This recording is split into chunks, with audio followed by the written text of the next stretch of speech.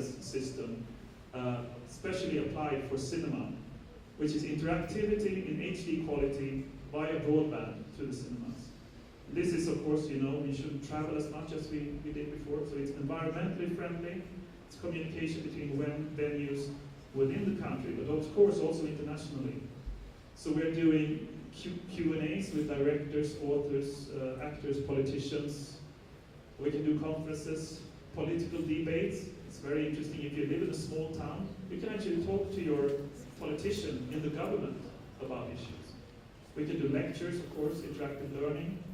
And this is really interesting possibilities for digital cinema.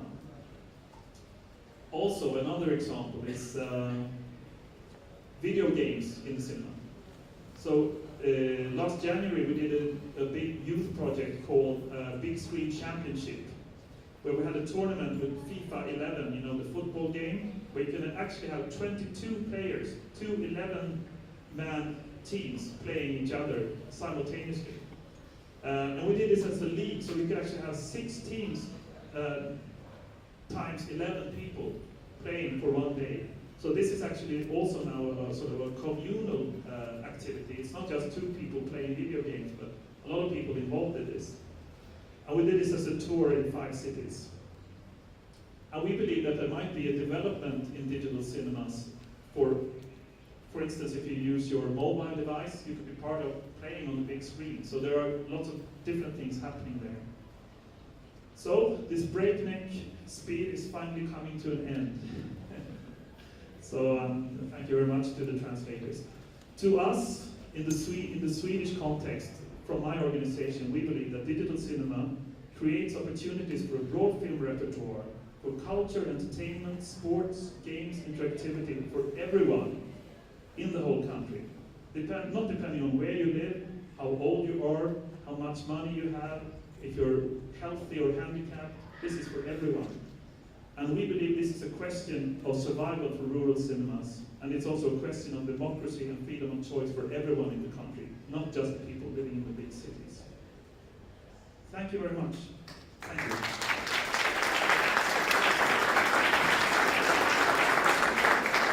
Bueno, le agradecemos a Richard Grants por este gran panorama de lo que es la digitalización en Europa y de lo que ha sido toda esta transición, y también todo lo que nos ha mostrado acerca de las múltiples posibilidades que tiene el cine digital, entendiendo el cine también en ese concepto más amplio que es lo que trae este advenimiento de las tecnologías digitales.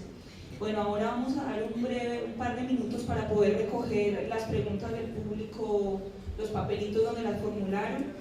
Yo estoy aquí tratando de hacer un grupo de preguntas. Can I ask questions in English?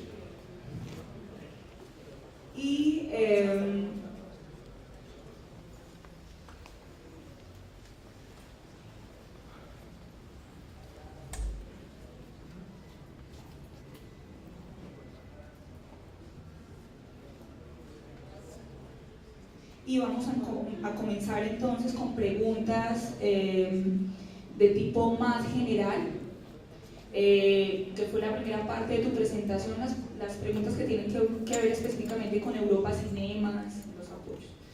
Aquí hay una pregunta que es: ¿Europa Cinemas otorga subsidios a los distribuidores de cine independiente para los pagos del Virtual Print Fee? ¿Tiene algún subsidio Europa Cinemas para esto? Okay, I don't hear anything from the translator side, but I get the question, so I'm trying to do this. Europa Cinemas is only for exhibitors, so it's not for distributors. So it's a mainly support system for exhibitors in Europe.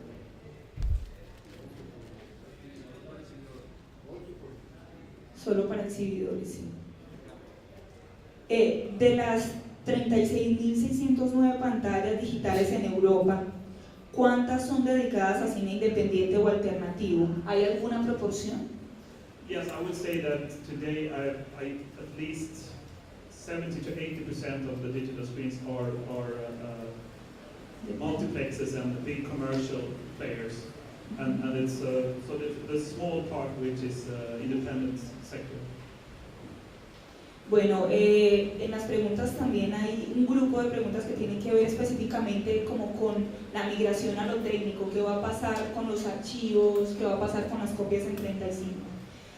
La primera de ellas es qué iniciativas en desarrollo conoce para la digitalización de los archivos fílmicos en los estándares del DCI. There are now, if I understand the question correctly, there are now no initiatives in terms of sub-DCI standards. There's no government in Europe handing out support money to anything less than 2K projectors and JPEG 2000 servers. Was that the question? Yeah. Existen organizaciones dedicadas a la digitalización de material clásico, específicamente para el cine mudo o el cine que se produjo muchos años atrás.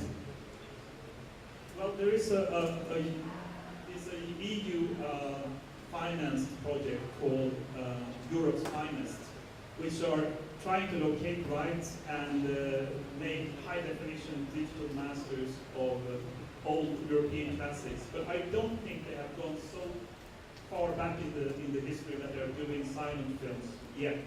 But I do believe that they want to have all kinds of films, even early films, for this support scheme.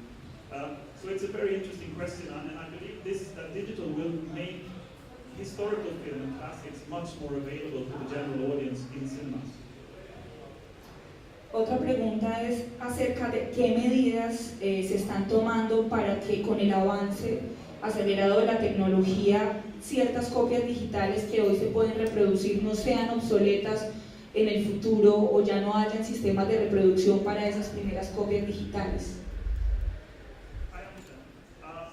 This is also part of the DCI policy that they have set the minimum standard to 2K projection with DLP projectors, and also, of course, the Sony system for at least the next 8 years, because all of the VPF systems are made like that, so they will work over 8 years. And there is no trend or tendency whatsoever from the Hollywood studios saying that, oh, no, now it's 4K, and next year will be 8K, and then we're going to do 16K. So there is no trend towards that at the moment. But of course, you know that 35mm was around for 100 years. You can actually put the film into a 100-year-old projector and screen it on any screen. So the investments have been quite small over the years. Of course, you had sound equipment back in 1929, and then you have, well, the sound has developed, but the projection itself has been the same. So this is a major revolution with digital cinema.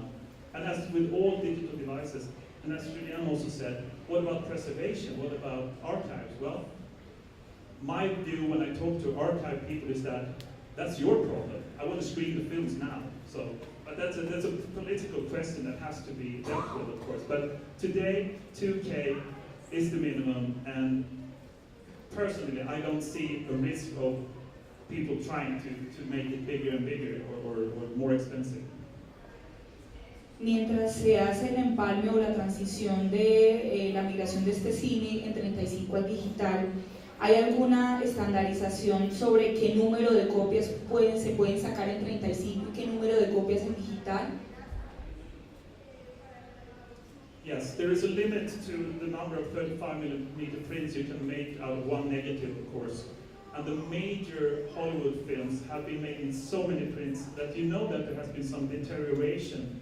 The prints have looked really shoddy from time to time. In digital, we could have, if we had the time, we could have one DCP and distribute it to all cinemas all over the world, because you download it into the server, send it to the next cinema, and of course the DCP can be sent back to the studio, and they can empty it and put another film in and send it out again. And also, regarding DCP, I think it's still Stone Age to send around a hard disk to cinemas to download into servers.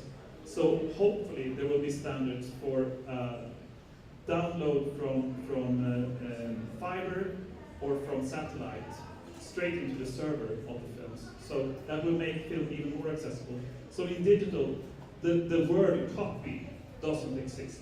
There is no such thing as a print or copy. ¿Es el DCI el único sistema estándar de calidad? Si no es el único, como ya hemos visto que hay otros sistemas, ¿cuál sería esa diferencia con esas otras opciones? I really don't understand the question. Eh, Today it's just the DCI standard available. And in terms of, if you mean the standards of the 2K or 4K projection, well, of course 4K is twice as much as 2K in terms of the number of lines on the screen, of the resolution. But me as a sort of normal cinema visitor, I can't see the difference. My eyes can't see the difference between 2K and 4K. So I know a lot of technicians who say, it's twice as much, I want to have 4K. Yeah, but it's twice the price as well. And if the audience doesn't recognize the difference, I really can't see the point apart from technicians loving things that are better than before. En su experiencia, ¿cuál sería la mejor mezcla de un sistema de financiamiento para poder asumir este cambio al digital? Well, I believe that the cinema itself should participate if they have the opportunity to finance. But I would say that the 50% scheme from the Swedish government, 50% of investment from the government, maybe 25% from the local community, from the local sort of politicians, and 25% from the local cinema, is a way of getting there. And we know, for instance, I have an example of one cinema in a very small village, 200 people living in this village. And the Swedish Film Institute said, no, we won't give you any support because you're too small, you have too few screenings, we don't believe in you. And the exhibitor, which is an old lady, she got so mad, she put up a sign saying, do you people who live here want a cinema or not? And then her husband went around talking to the different companies in the village and also private persons, and she got a bit of money from everyone. So people pitched in so they could actually buy a complete 2K equipment just from the local initiative that they did themselves. So of course there are lots of different ways of doing it. But I also know one independent cinema who bought the equipment. He took a loan, bought the equipment, and the week after was the premiere of Avatar. So 2 weeks after that, he took all the money and paid for the equipment. That's why I mean it's an investment. ¿Tienes alguna información sobre los costos tributarios de la importación de los equipos digitales en Europa? ¿Alguna cifra? Well, that's an interesting question. Two of the manufacturers of projectors are within Europe. And within Europe, of course, we don't have any taxes when importing and exporting. In terms of